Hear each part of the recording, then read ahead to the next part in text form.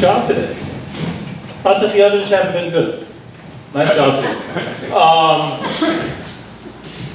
Dan Needham was the president of this club the year I was inducted, so that tells you how young Dan is. His very storied career,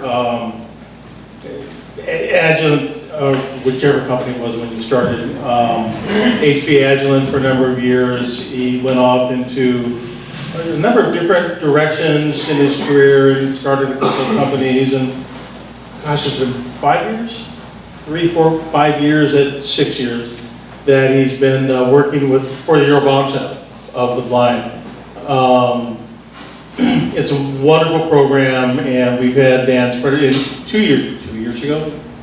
He was promoted to as their Chief Executive Officer. We've heard from Alan, his predecessor before. Dan brings a different energy to that, to the agency, and it's going a lot of places. He'll talk mostly about, or Bob will, about the upcoming Earl Fest this coming Saturday, when I can't go, because I have to put on a party for someone else. But it's, a chance to hear Los Lobos in our backyard will be a wonderful experience. Joining him, and he'll introduce Bob Sonnenberg and Langley is probably part of this program again, and Bob is their development director. So Dan?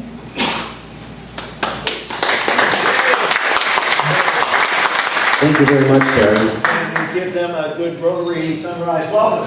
How you do, speaker, how you do? Is there anything that we can do for you? Thanks for coming here today. We're going to urge you all the way. How you do, honored speaker, how you do? Never gotten to conduct a song like that. Thank you. So I'm really excited to be here. Many of you know a little bit about the Earl Baum Center, so I'm going to do an abbreviated version of that part of it. But what I want all of you to know is that the Earl Baum Center is your Earl Baum Center. It is your community resource for your friends, your family members, your neighbors, people in the community that have sight loss. Most of the folks that we work with have age-related vision loss, macular degeneration, glaucoma, diabetic retinopathy, but we serve everybody from kids to people over 100. And the mission of the Earl Baum Center is to provide opportunities for people who are blind or visually impaired to improve their social, economic, and personal lives. And to do that, many of you have been out to our facility. We've had the debunking out there this year. We've had an away meeting there. But we have a school and a community center to help people with vision loss. So the school part of it, imagine 2 strong foundational layers. We have a low vision clinic. So if somebody's lost a lot of their vision, what combination of things in front of their eyes, plus lighting, plus technology tools or magnification can help them use the vision that they have left. We have a specially trained optometrist, Dr. Janet Cadell, that does those evaluations. And then we essentially prescribe techniques and tools for people to use. So if you can best use your remaining vision, now you have to address the fact that you've lost your vision. And as human beings, when we lose somebody that's important to us, or a sense that's important to us, we go through a loss process. It's normal, it's natural. And we have a psychologist on staff who helps people individually or with groups accept that they've lost some vision and get to the point where even though I've lost some vision, now I can learn techniques and tools and still do almost anything I want in my life. So those are the 2 foundational layers. And then we have other core training. How do you do all this stuff in your house if you can't see the stuff in your house very well? Cooking, cleaning, matching your clothes, doing laundry, managing your personal finances. So we actually have a training house, and we teach people on site. We also sometimes go to folks' homes in Sonoma, Lake, Mendocino, and Napa counties. We serve about 450 people a year in our service area, sometimes beyond that area as well. How to use technology. Computers, tablets, smartphones, if you can't see the screen or see it very well. So we have an assistive technology department. How do you know where you are? Travel safely, not fall. Get to your friend's house, get to work, get to the coffee shop, go grocery shopping. So those are all skills that we train people on. Proper cane use techniques, but also just using GPS products. Again, that ties up with technology as well. We also have Braille training. So that's some of the core trainings that we offer as well. If you learn these things, you have some vision loss, but you don't use them, that's not a successful outcome either, because we want everybody to be leading active, fulfilling lives. So that's where our community center programs come in, where we have tandem bicycle riding with a blind stoker and a sighted pilot. We have tap dance and tai chi and yoga, birding by ear. We have a book club, we have a movie club, all kinds of wonderful activities for people to practice the skills that they've learned, as well as have incredible peer support and learning as well. Learning from other folks who experience sight loss and are now doing some things that they are getting back to leading their normal life and doing everything that they want to do. And that peer support and training is absolutely invaluable, and the ability to practice the skills learned at the Earl Dom Center in a supportive environment. So that's the whole community center that's built essentially on top of the school. A little bit about why I got involved. I had some very early exposure to vision loss. My father was a psychologist, and his specialty was the psychology of the blind. He worked at the East Coast Blind Rehabilitation Center for the Veterans Administration Hospital. I was about a 14-year-old kid, and I was visiting one day. He had some meetings in the afternoon, and his boss, Buck Gillespie, came up and he said, "Your dad's busy this afternoon, but you and I are going fishing." Okay, Buck. Everybody did whatever Buck said. So we go down, we take a taxi down to the dock, and we go down, get on Buck's boat, and Buck says, "Okay, untie these lines." I'm 14 years old. I've never driven a boat or anything like that. And he says, "Okay, you're going to take us out of the harbor." He's talking me through all this. Keep the red buoys on the left, and we're going to go out about 210 degrees at this speed, and then we're going to drop anchors. That's what the good fishing is. While he's saying all this, he's rigging up the rods and reels and baiting the hooks, and we go out there, we catch a bunch of bluefish, and he talks me back into the dock, and that was a wonderful experience early on for me to know the lack of limitations that folks with sight loss have. We're all people. Sometimes we just need to learn how to do things differently. So that was very exciting. I'm going to turn most of this over to Bob, but as Terry mentioned, we do have Girl Fest coming up this Saturday at Somo Village, out off Petaluma Hill Road, and great music concerts. Music starts at 3, it's going to go to about 10. Lots of bands, 2 stages. There's a hot mug stage and a main stage. And I'm going to turn the microphone over to Bob and Langley to finish up the presentation, because I need to head up to the next Earl Dom Center meeting, which I have in Santa Rosa at 8:30. So thanks to all of you, and take it away, Bob. Thank you, Dan, and thanks for letting us be here today, or letting me be here today, but I know Dan is more than a regular here. So,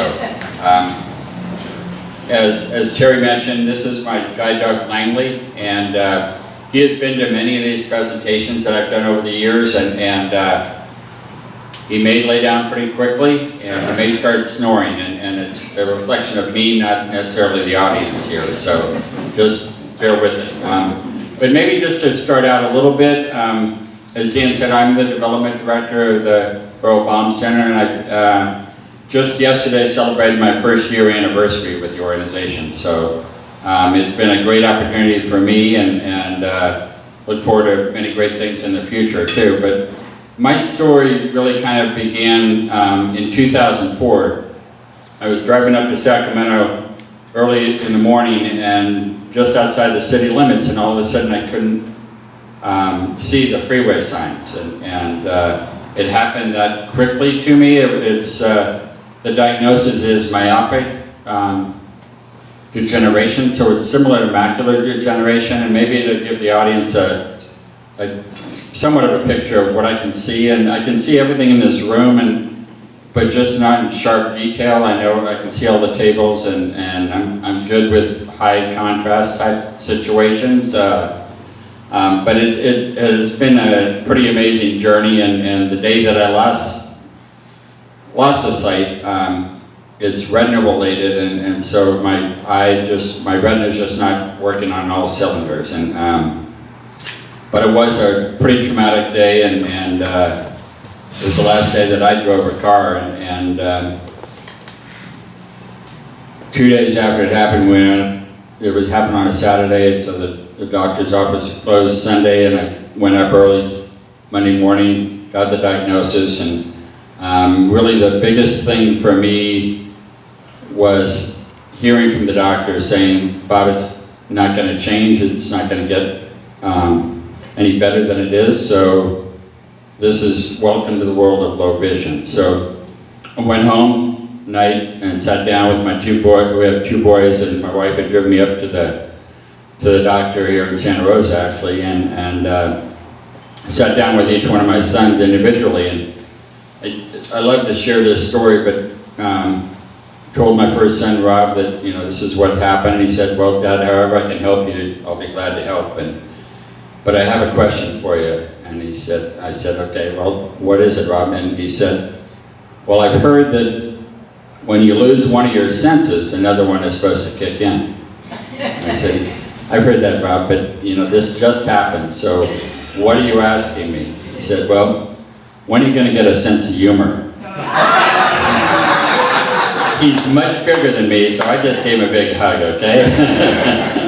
But it's probably a line that I use almost in every presentation, because it really kind of captures everything that's helped me keep moving forward.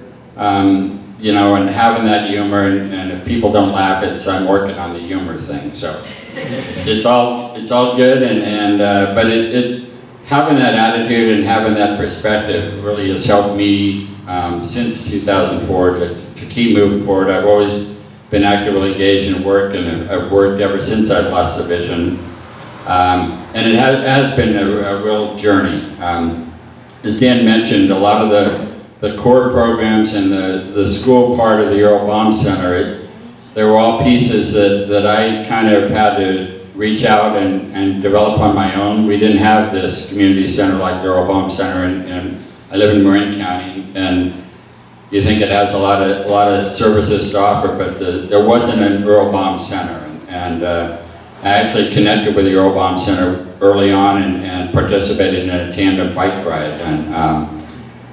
And it was a memorable experience, and it's something that I kind of flash back on, even being there every day. And one of the things that's helped me keep moving forward is the fact that I get to share my story with not only new people to the organization, but all the people that participate. We serve about 500 clients a year.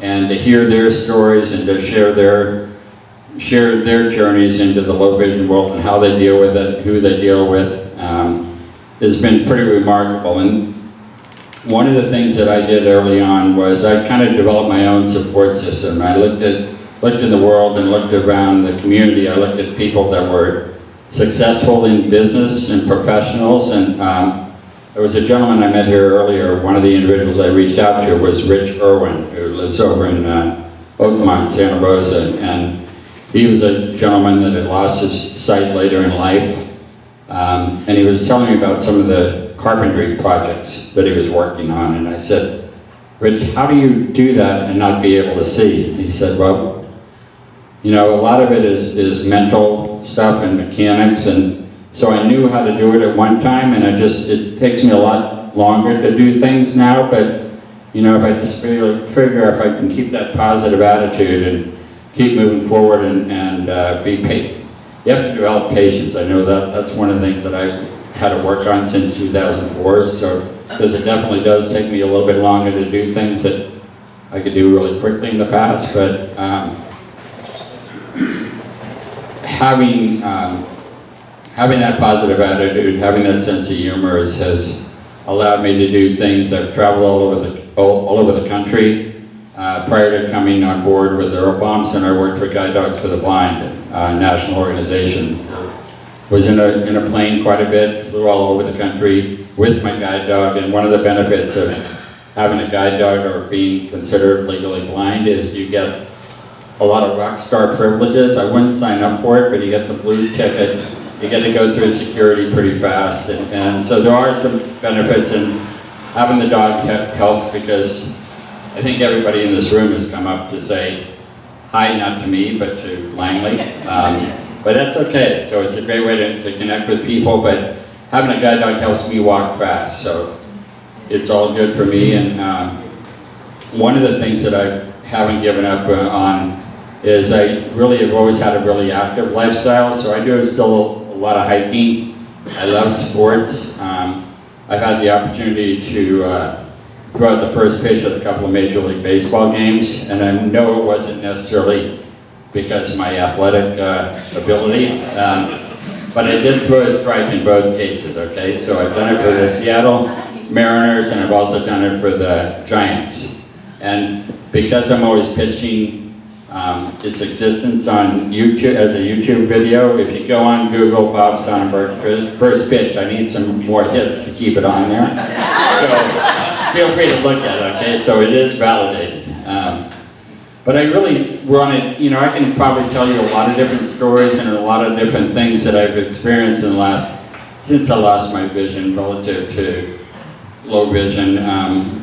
But I'd really like to have it open up to questions and answers, and you know, I can share a lot of things as far as the organization is concerned. And as Dan said, you know, Earl Fest is coming up this weekend, and maybe I'm not sure if he's still here or not, but maybe not. We are also having on the Earl Baum Center campus, a week from Friday, we are going to have an outdoor movie at our location. It's featuring the movie Wonder Woman, and it's a connection that I made maybe 10 years ago, but a gentleman who's involved with, he was involved with Pixar, and he was very passionate about descriptive video. So it's going to be the movie Wonder Woman. It's free of charge. It's a fun evening, the 29th of September. So I'd like to invite everybody to come if they'd like to be there.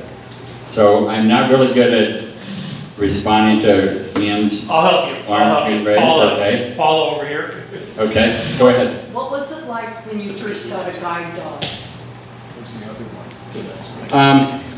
You know, it wasn't something that I initially was on my list of things to do. You know, I was more focused on just getting from day one to day two, but having a guide dog helps me walk fast, and I never really embraced using a white cane. One of the biggest obstacles to deal with initially was admitting or embracing that I couldn't see as well as I could, and telling people face to face that I couldn't see what they were doing or what blindness was all about, or that I was in fact blind. And so using a white cane was a stigma thing. And I think one of the focuses with using a cane, you know, it's collision oriented, so you're sweeping it in front of you back and forth, and if you are about to run into something, you collide. So with a dog, they're trained to walk around obstacles. So it's much more fluid, much more seamless from my perspective. It's really different for everybody, but it is pretty cool to be hanging out if you like animals, and it's a lifestyle decision. So a very small percentage of the blind community actually have a guide dog because it is a commitment.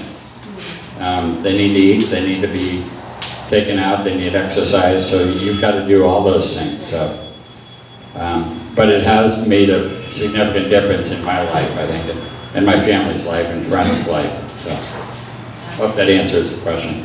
Judy? Thanks. How long was your official training period with Langley, and how long after that was it before you really felt comfortable with the dog and you think the dog felt comfortable with you? It's a daily learning experience, okay? I've even had the experience getting out of the car today, and I usually, I'll take, you know, some of the different transportation modes, but usually I'll let the dog out of the car first, and when I let him out this morning, he almost yanked my arm off, okay? He's trying not to do that, but there was a bush that he couldn't stop. Okay, so things happen, but it's an everyday thing, and it's being consistent. It's probably like a lot of life stuff, you know, being consistently trying to do the right thing. And so it's a working partnership, but it's when I first got my first guide dog, I lived on the campus at Guide Dogs for the Blind for a month. When I got Langley, it was a little bit different program. I only lived there for 2 weeks. But so every dog and the relationship is different. It's a relationship thing and partnership, so it's something you really have to work on every day, and being consistent is real helpful. I can see a little bit, and so that kind of, from his training's perspective, it probably messed him up, because they're trained a little bit they're trained to stop and alert the blind person that there was a change in elevation. So like every curve, every bump in the road, they're theoretically, if there's a change in elevation, they're trained to stop. I can see a little bit, and I can see when a curve comes up. I can see the contrast. And so just for kicks, I will stop sometimes, but a lot of times I will just walk through it. And so it's different for everybody. But it seems to work for me right now. So.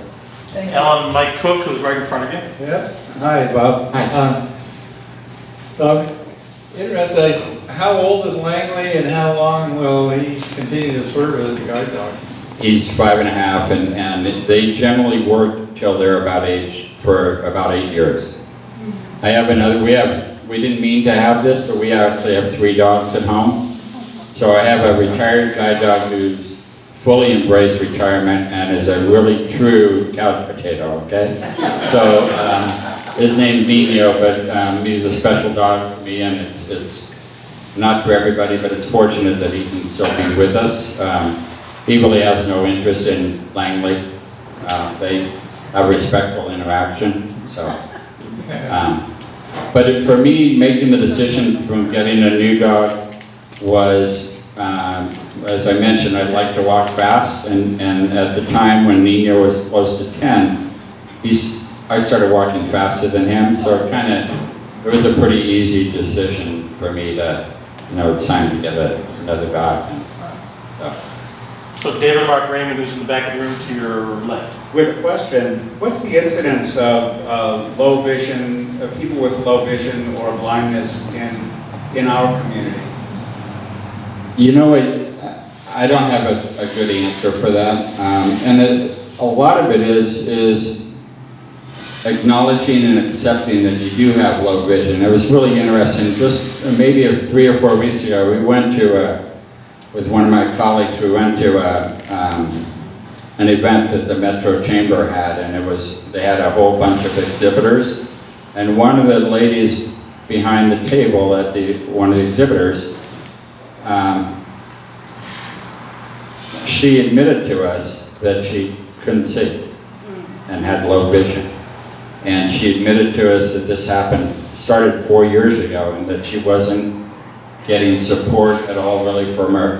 She just really opened up. We had just met her, and that she wasn't getting support from her husband really, that none of her family members understood what she was going through, and she just hadn't reached that point where she could embrace blindness. And she knew about the Earl Baum Center. We actually I gave her my card, we got her telephone number, and everybody's a unique individual, and she hasn't reached out to me, and I know the Earl Baum Center tried to reach out to her, and as of a couple of days ago, she hadn't called back. But here's this lady that we just met and knew about the organization, seemed to had a great attitude, great personality, but was fearful of admitting to the world that she needed help. So it's a really personal thing,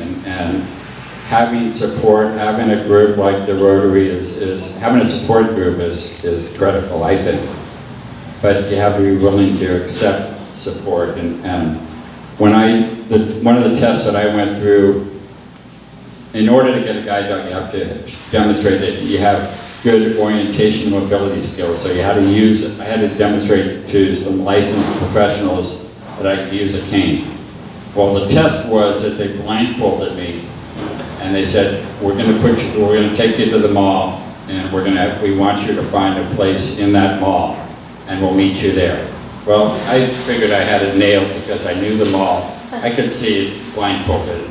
But I also knew that if I went straight down this small hallway and I started to smell popcorn, I missed my turnoff to the spot that I was going to meet him. So, well, sure enough, I got off course and I started to smell that popcorn. And I knew I was past my turnoff. And I'm not sure how I connected, but I did. And because I had a blindfold on, but there were two pretty mature ladies that I reached out to, and I told them what my situation was and that I needed to get the See's candy. And they said, okay. So they grabbed me arm in arm, each one on either side, and took me to See's candy. And the instructor said, Bob, you passed the test, okay, because you were able to ask for help or ask for assistance. But, and that's really critical. Barbara Barney in the same location, and Barbara will be the last question. Yeah, I just have a comment more than anything else, and that is that, I mentioned that almost 11 years ago, I was diagnosed with an ocular melanoma, eye cancer. And I was successfully treated, the tumor's dead, but I am losing vision in my left eye, and I'm legally blind without my glasses, and it's getting worse, and I will eventually lose my left eye vision. And I think one of the things that helps me deal with it is knowing that the Girl Bomb Center is there. If I need help, if I want help, if I need training, if I need support, it's there. The other thing I want to do is encourage everybody to go and get a full dilated eye exam, because problems like I have, or the retinopathy, the macular degeneration, all those things, if it's caught early, it may not be as severe, the progress may slow. Go get a full dilated eye exam. Thank you, Barbara. We have time for one more question? I think we're about out of time here, but Bob, I do have one last task for you. We have a raffle drawing, and so if you could just... I want you to know, Terry, I have selective vision, okay? Warning you. So the last two numbers of the year of my birth. Reach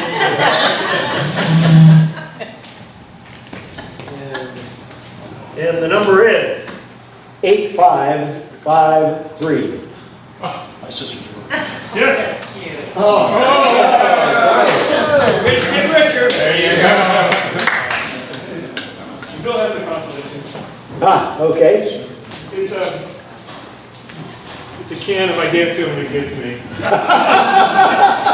It's a can of Anchor Steam Collectors. Whoa. San Francisco Giants version. Yeah. Style lager. Okay. And pick your poison here. Yes. Oh, so close, so close. All right. And way clean joke of the day. Citizen Scott.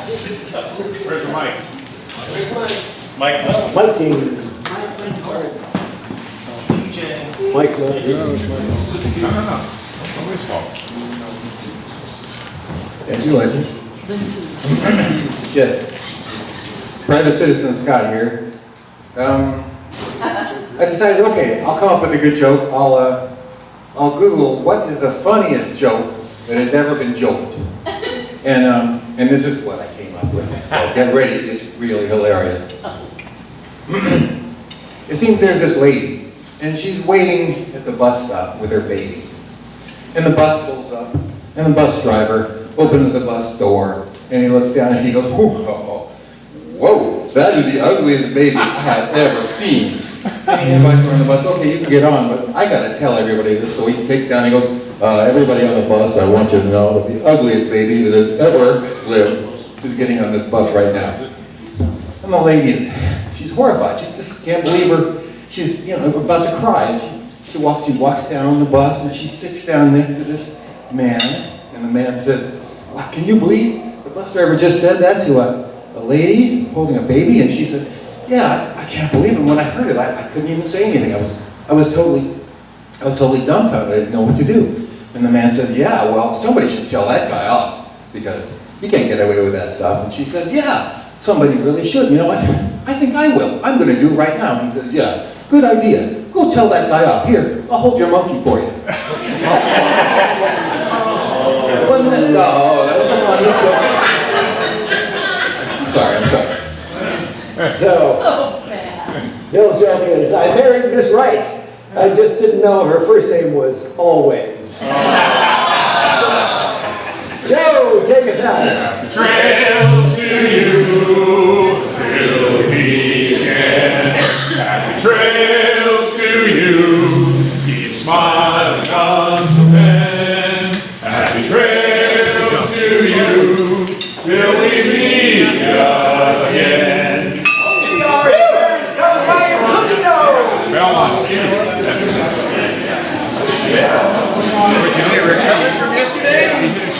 Yeah, I think his personality helped come out.